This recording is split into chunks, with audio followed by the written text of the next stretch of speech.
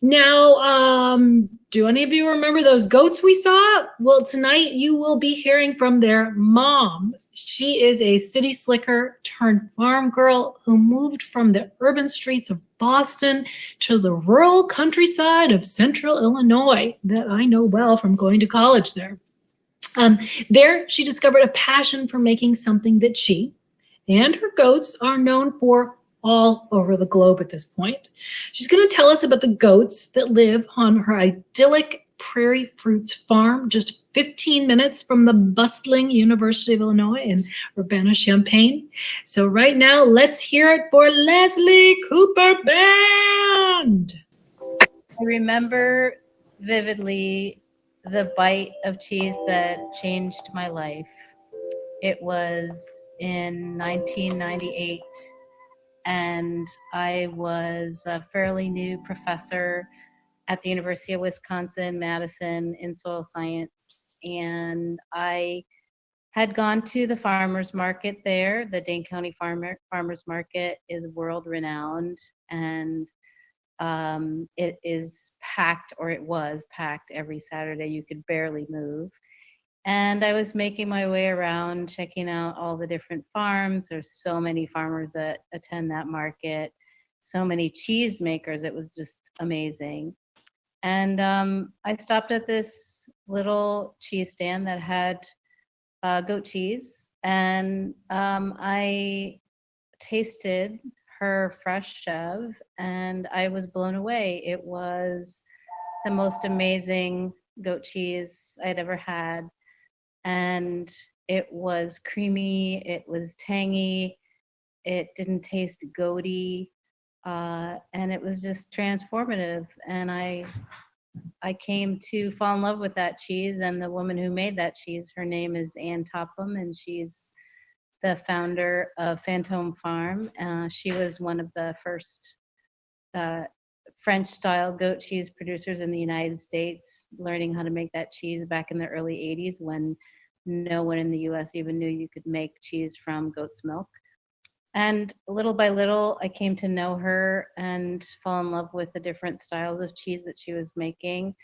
And although I was a professor working with dairy farmers every day, trying to convince them to farm more sustainably and to compost their manure, um, somehow lurking inside me was this secret passion to learn how to make cheese. I didn't really follow on that passion until my husband and I, Wes Jarrell, moved from Madison to Champaign, Urbana in 2003. He was offered a position at the University of Illinois as a department head, and I was reluctant to leave Madison because if you know Madison and you're moving to Champaign, Urbana from Madison, you have to question why you would do that. So when we decided to make the move, we both agreed that we needed to have a farm. We both had wanted to have a small piece of land where we could put into practice a lot of the things we were telling other farmers they should do to farm more sustainably. And by pure luck, we found a small 7-acre piece of land that had been carved off of a 40-acre corn and soybean farm just outside of Champaign. And it had a beautiful log house and a metal pole barn, and all of the fields up to the driveway were in corn and soybeans. So we set to change this landscape little by little. We planted a cover crop that first year of buckwheat. The following year, we planted some fruit trees. And my little passion for cheese making started to bubble up, and I said, okay, I want to get some goats. I want to learn how to make those cheeses that I loved from Ann Topham. And we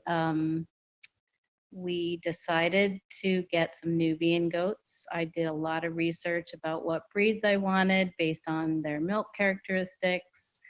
And we purchased 3 does and 1 buck from a breeder in Kansas. They came in June. And I went on my merry way. We both had full-time jobs. We were working pretty late into the early evenings. We would come home and do chores. Thanksgiving came and went.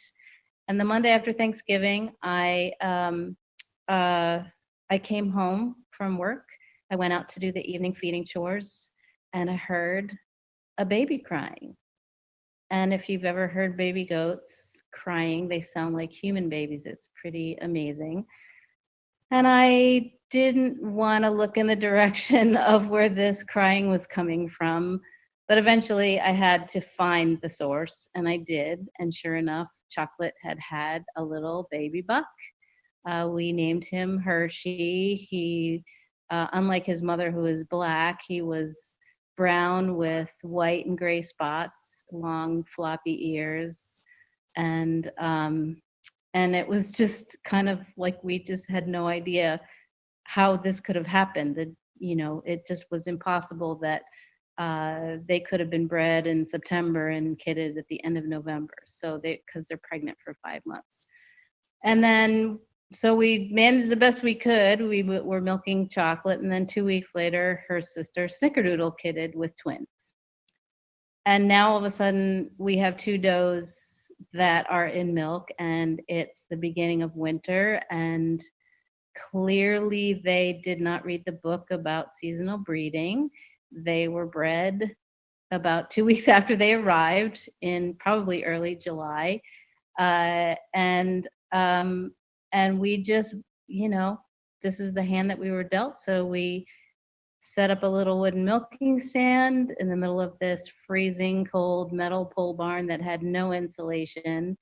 As soon as the milk hit the pail, it would freeze. So you had to work really fast. And we milked them twice a day through the winter. The silver lining was that I actually got to make cheese for the first time with my own milk in our house and test my recipes.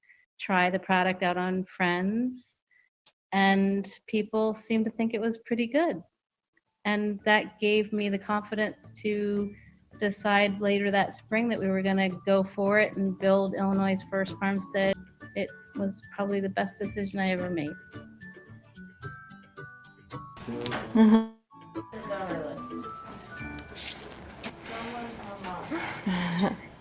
Well, I have to agree that Madison is a beautiful, beautiful place, but come on, Urbana-Champaign's no chopped liver either. But I am so glad that that Leslie came down and started her goat farm there, because wow, that is some of the most delicious, delicious chèvre or goat cheese I've ever had. And boy, I can't wait to get some more at a farmer's market or head down to U of I, maybe on a college visit with my daughter.